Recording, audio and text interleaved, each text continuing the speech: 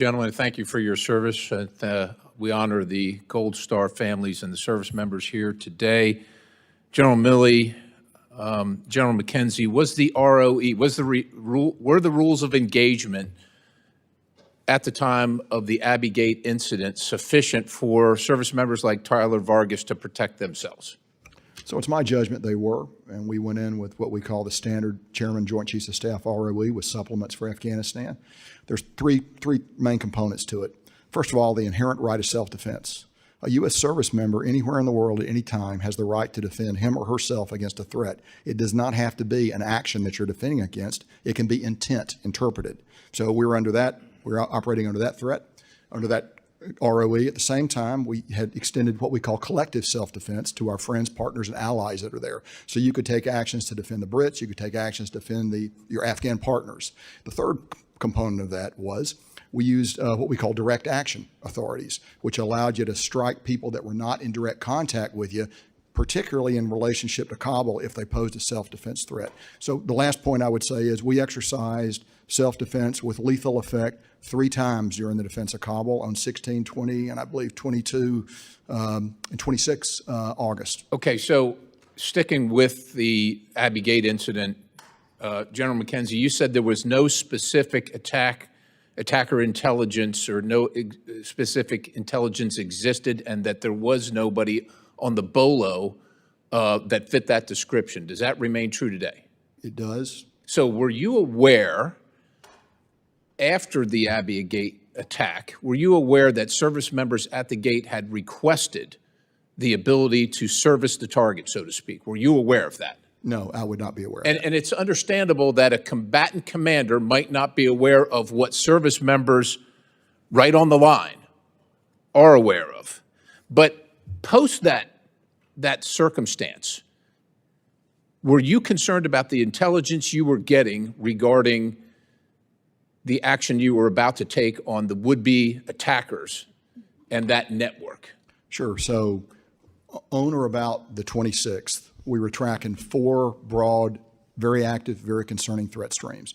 We were looking at the threat of a vehicle-borne IED, a person-borne IED, which actually was the modality of the Abbey Gate attack. Right. We were looking at indirect fire, rockets and mortars, and we were looking at an insider attack, someone who gets in and blows himself up in the terminal. Right. So we had dozens of, and But you had nothing fitting the description of what your service members on the gate, on the line, had. We had a lot of descriptions of men and So when the service member on the line is looking at the attacker based on the description, and he's got the rules of engagement, but the rules of engagement at that point require him to check with his commander, go up the line, and he does not get approval. That's exceptionally concerning. I understand the fog of war. I get the circumstance you're in, but there's a man sitting here that's been blown up because he couldn't get the answer that he needed. So on Thursday, August 26th, the Abbey Gate attack happens.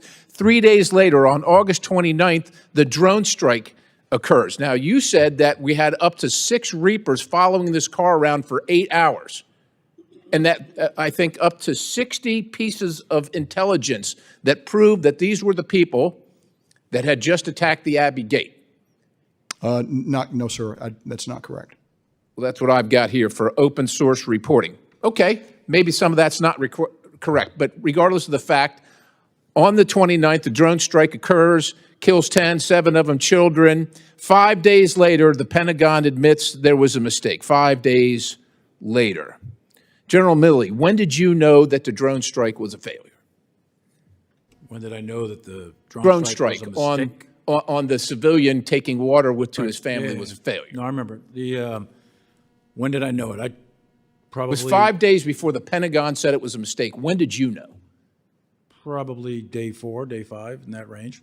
I didn't know it right away, if that's what your question is. And who did you tell when you knew? Well, I think it came up through me to the Secretary of Defense. I don't remember the exact... From you to the SecDef? Well, it would have come from General McKenzie would have called me. I don't remember these specifics, but General McKenzie would have called me and said, we have an incident that... Does anybody else in the Biden administration know at that point that it's a failure?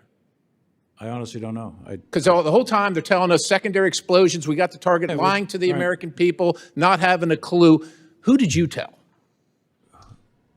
I tell the Secretary of Defense, and of course, if we have a principals meeting, we go through the details of the strike. But I guess I'm trying to. If you're saying, did I tell the President of the United States or whomever, other than the Secretary of Defense, that there was a mistake? I think, and I'm doing this from memory, I think Frank McKenzie, General McKenzie, would have called me, and I would have informed the Secretary of Defense, or he would have called the Secretary of Defense, which is his chain of command, and I might have been in there at the time. I don't recall the actual date-time group, nor the individual that I mentioned to. But for several days, it was my impression that the procedures were executed correctly and that we struck a target that we thought was an enemy. There was a mistake made. It's a tragic mistake It's huge. of war. And we lied to the American people for 5 days and all these families. We who were thought- lying, though, Congressman. Lying implies we were intentionally trying to deceive. That is not what, I know that's not what I was doing. It's a pretty big mistake, sir. I yield the balance.